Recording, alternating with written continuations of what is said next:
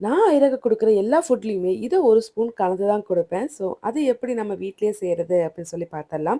So, first ingredients எல்லாமே line by லைனா நான் சொல்லிர்றேன். ரொம்ப மைல்டான ஹீட்ல வந்து ரோட்டர் சீட் வந்து நான் வந்து ரோஸ்ட் பண்ணிக்கிறேன். ஸோ, அதுக்கப்புறம் பார்த்தீங்கன்னா, நெடக்கல்ல வந்து தோல் உரிச்சு நான் வச்சிருக்கேன்.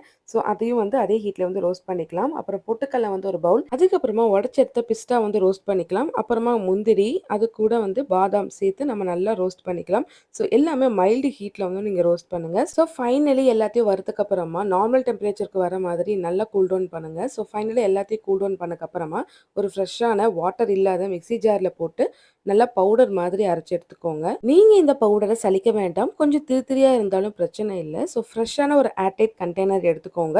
நல்லா கிளீன் பண்ணிட்டு நம்ம ரெடி பண்ணி வச்சிருக்க இந்த பவுடர இதுல போட்டு வச்சுக்கோங்க. ஸோ, நீங்க எப்பப்பெல்லாம் பேபிக்கு ஃபீட் பண்றீங்களோ, அப்பப்பெல்லாம் இதுலேருந்து 1 ஸ்பூன் அதுல கலந்து நீங்க வந்து ஃபீட் பண்ணுங்க. இந்த மேஜிக் பவுடர் அவங்களோட பிரெயின் டெவலப்மென்ட்க்கு அண்ட் மசில் குரோத்துக்கு அண்ட் போன் ஸ்ட்ரென்த்துக்கு எல்லாத்துக்குமே